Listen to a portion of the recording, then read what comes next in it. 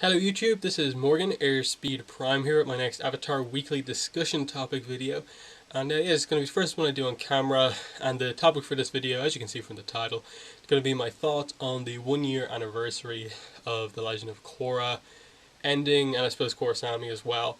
And just, our first kind of reflections on our first full year without a new show in the Korra fandom. So, yeah, there's a lot of stuff to talk about here. Doing this one on camera because not really anything visually I need to put in the video, so this is the best way to do it. Before I get into that, just in terms of videos this week, obviously in the lead up to Christmas, my plan is to do some form of an Attack on Titan Season 1 review slash thoughts video. Um, I wasn't really sure what way to do it. Like, I probably don't have enough time just to go straight through the series like episode by episode.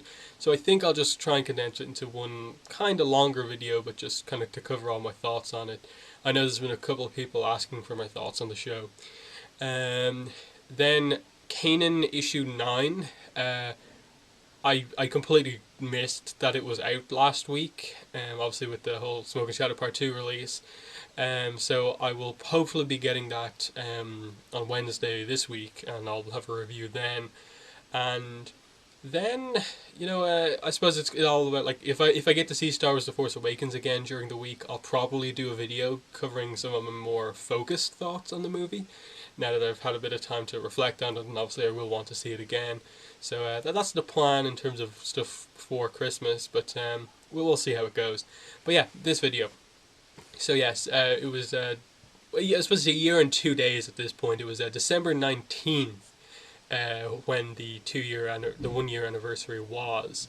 So coming at this a little late, but I definitely wanted to give some thoughts on it.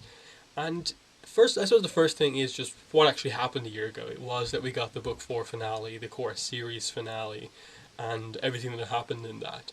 And I think it's fair to say the whole Korra happening did kind of overshadow the ending of the series, because that's what got most of the press. That's what got most of the attention in the immediate aftermath of the finale. It wasn't like, it really, for the most part, wasn't like an amazing conclusion to the show. It was such a great experience and stuff like that. People were saying that, but for the most part, it was, oh my god, Korra happened. Like that was most of the reaction to the finale, and it's kind of a bit sad looking back on it, that like the whole of Korra coming to an end is primarily remembered for that one moment, Korra happening. And it is a big moment, of course. It is, but I think it's a bigger moment out of universe than it is in universe, in the sense of like this amazing moment of representation, the fact that it happened in a Nickelodeon show, effectively one that's for the most part aimed at kids, and the fact that they went down this road, that's a big thing, definitely. But thinking about it like from an in-universe perspective and the writing and stuff like that, it wasn't the best setup moment in the show. I think a lot of people at this point have come to like agree that it perhaps isn't a moment that was really worthy of being the final moment of the series. That made it all the more, I suppose, powerful that they gave this moment the final moment. But I think a lot of people agree that it didn't quite deserve it just because it didn't have the setup. And I think a lot of people wanted Korra to have the final moment to herself, just because that's what the show was about. The Korra romance setup was really like a couple of scenes here or there in Book 4, and that's about it. So her also getting the last moment was, it made people kind of just be a bit like, okay, you give Asami the big moment here, but you never really did that much with her character going forward. I think it's extremely telling that they announced Korra comics basically on the basis of like, we're going to cover Korra we're going to develop that relationship. That's the only thing we know for sure that those comics are going to focus on, is it's going to at some point develop Korra in them. And I think they were aware, as much as Brian put out his post that he did, and the two of them were very clear to say that this is canon, regardless of what you think. The fact that they feel the need to do a Korra comic to develop this shows that they're they're aware of the kind of reaction from a lot of the fan base that they wanted more development for this, and that's where we're going to get it. And in many ways, my thoughts on Korra haven't really changed all that much, in that I feel basically the exact same. I like the ship that it's happened. I'm eager to see what their relationship is like, because I don't feel we got the best idea of what Korra the couple is like. Just because in the grand scheme of things, they don't have that many scenes together in like the entire show, let alone the season where you're actually setting up their romance. So for me, the comic is going to be like amazing, because for me that's going to be like represent most of what I think my thoughts on Korra are, because really in the show all that happens is just they get together. That's about it. They're close friends. They eventually get together as a couple, and we're going to wait and see the comics for what they're actually like, I suppose, going out on dates, the reaction of other characters to that relationship happening and stuff like that.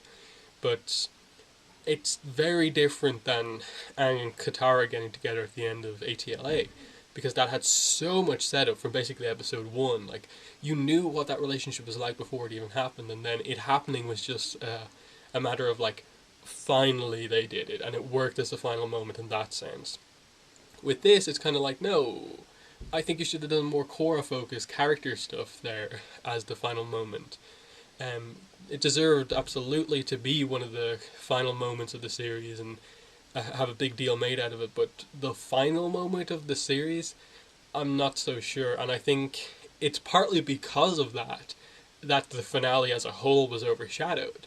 Because the finale is actually really good, like how they resolved the whole issue of Korra versus Kuvira, how Kuvira gets defeated, the formation of the new spirit portal, and Korra just, I suppose, completing her journey. Like, she started off the series as like the a completely different Aang, the person who wanted to be the Avatar, but not really having any idea about what she really needed to do, like what the role of the Avatar truly is, despite wanting to be that her whole life.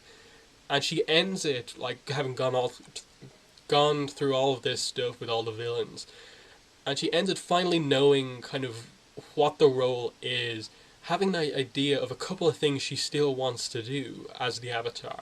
And that's a really cool way to end it, with a very confident Korra knowing what she wants to do, having an idea of what she plans to do next as the Avatar, and like really properly being like, okay, as the Avatar, I know that this is my role in the world, and I'm going to try and do something. That's a big deal. So like going into the Korra comics, it's more than just Korra. There's a lot of other stuff to be resolved. Some stuff that my minor criticisms of the finale from a year ago are basically just that a lot of the kind of little character stuff wasn't quite resolved, like Batar Jr. I think Sue's relationship with Kuvira, the fact that Kuvira is basically Sue's adopted daughter, and we didn't really see any of that in the show. That needs to be resolved. Batar Jr. definitely needs some development, because there was clear issues with his father that they set up and they didn't go anywhere with. Moments like that, the fact that Kai and Janora, their relationship wasn't really touched on. They didn't interact really once in the entire book 4. That needs to happen. I'd like to get a bit of an update on what exactly Bolin and Opal's relationship is like now.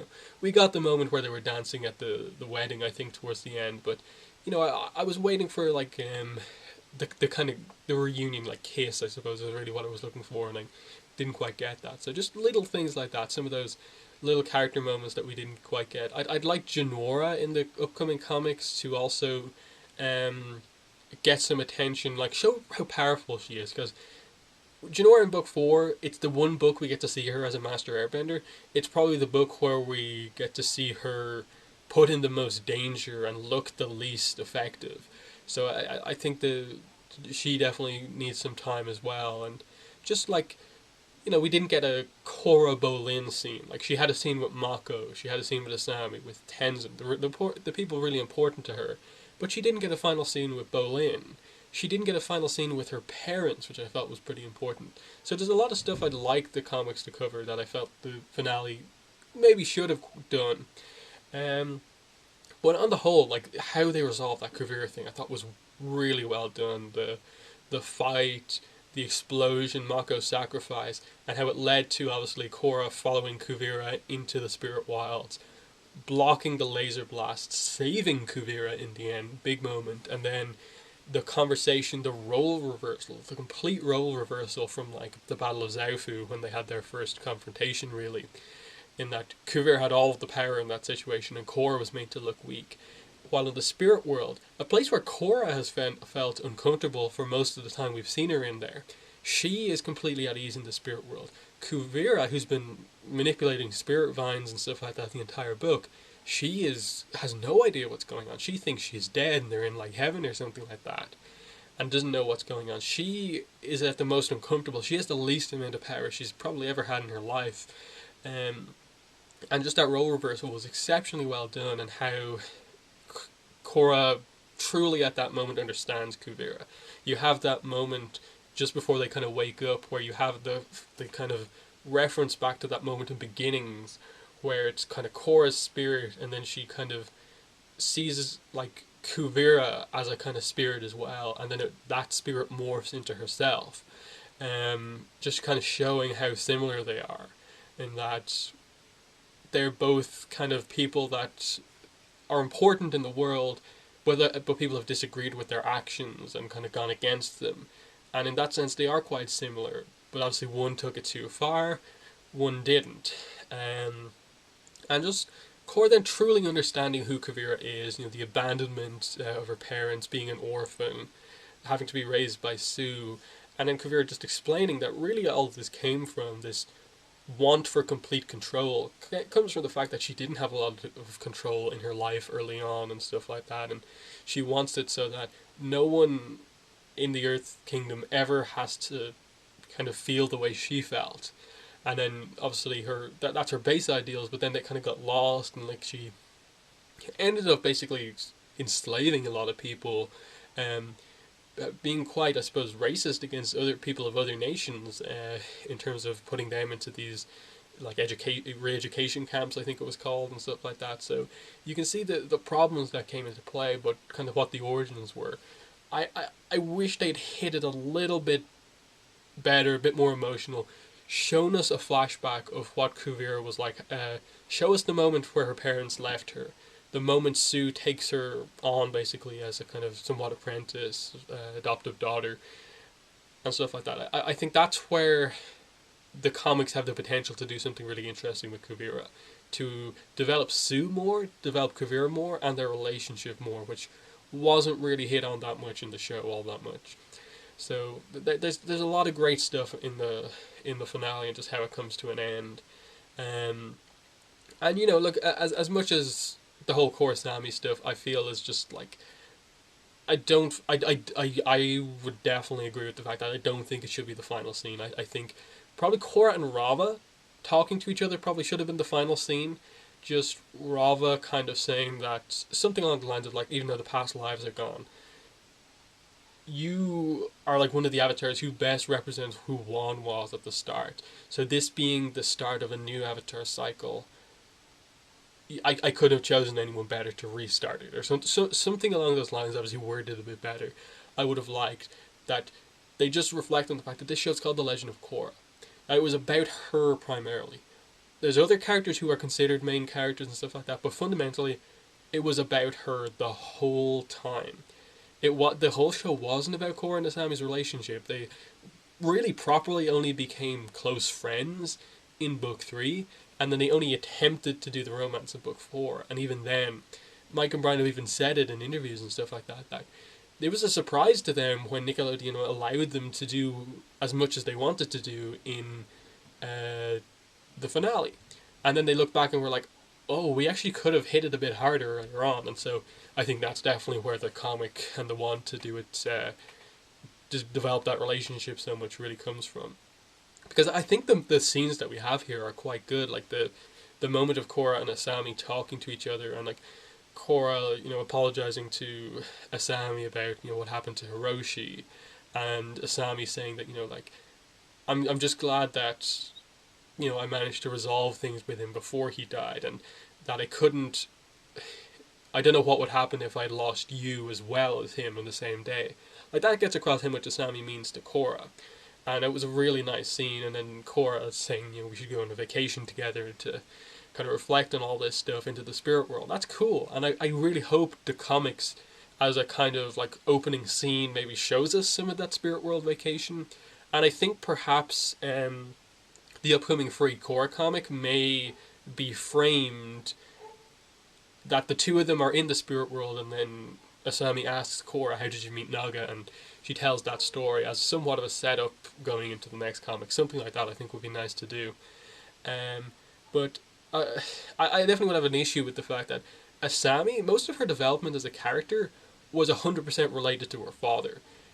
Most of the big stuff for Asami happens in book 1 and in book 4, in the sense of her big decision. Does she side with her father, her last family member, or does she side with her friends over the whole bender, non-bender, who do I like more issue?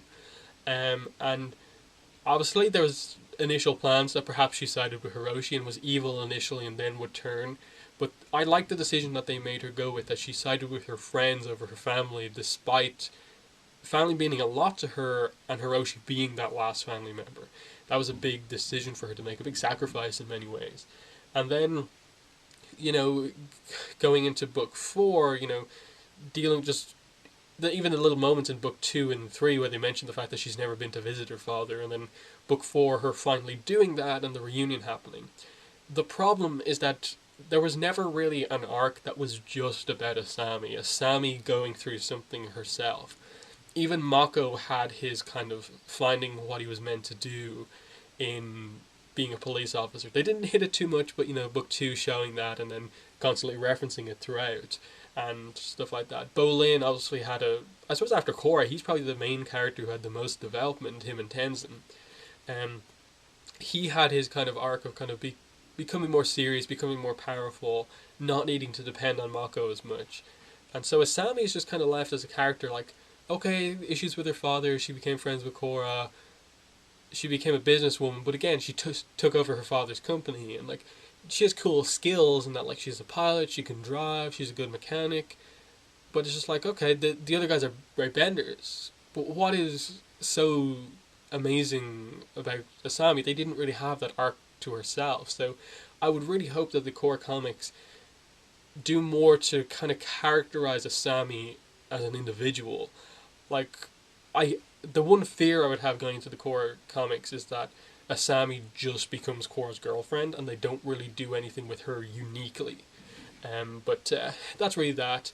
And then moving away from just focus on the finale and my thoughts now compared to then, the fact that it's been a full year without a show in the fandom and how different it's been here compared to the first year post ATLA. The first year post ATLA was kind of like the fandom like just disappeared, kind of almost. That there are people who stuck around to follow the movie, but there were a lot of people who just left, and there was no real information about if a new show was coming at that point in time, like 2009. So it was a kind of dark time for the fandom. But with Korra, like, we've had merchandise released basically all throughout the year, whether that be comics or other books like the poster collection, like Avatar Legacy. We've had stuff basically coming out all year. We've had news about this merchandise and news about stuff coming next year. I suppose most importantly being the core comics and now the free core comic as well for Free Comic Book Day. So this has been a year that should have been a really quiet one for the fandom. But it wasn't, because we got a bunch of comics that told us new stories that were really good. Like End of the Rift, the first two parts of Smoke and Shadow. And then I think, yeah, the news that the ATLA comics are continuing next year, that we're going to be starting Korra comics, that means that 2016 is going to be a pretty big year Avatar wise. Like, I think it's going to be much more kind of heavily loaded towards the second end of next year when the Korra comic is coming out, but still, we've got stuff to look forward to next year, as well as, I suppose, Mike and Brian's other projects, I suppose, starting to come out, I think, late next year as well. So it's been like a kind of hopeful year for the fandom, in that it's definitely not been the most, content we've ever got, but there was a good amount of merchandise and a good amount of, like, hype built for next year, because the core comic announcement, I think that's got people very excited. Some people obviously really didn't care for the core finale, and the Korra Sami thing kind of really, in many ways, I think people let it ruin the series for them.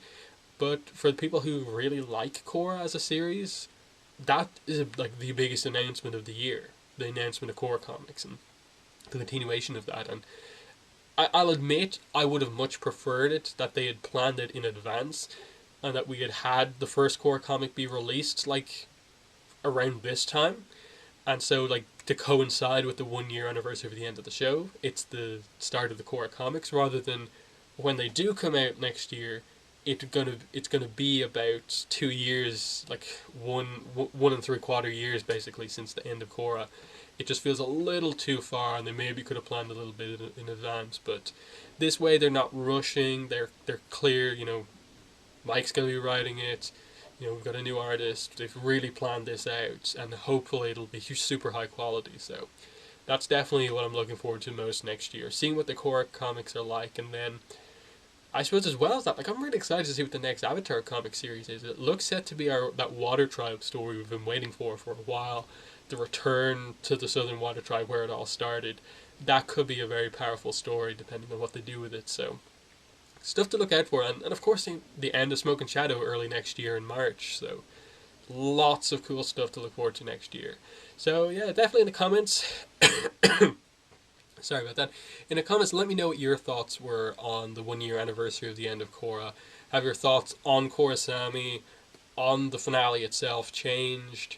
And I suppose, what were your thoughts on the year in itself, the various releases that we had? Do you think it was a good year, bad year, and are you hyped, I suppose, for next year, the start of our second year without Korra, or a show on TV? So yeah, that's been the video. Thanks for watching, and bye.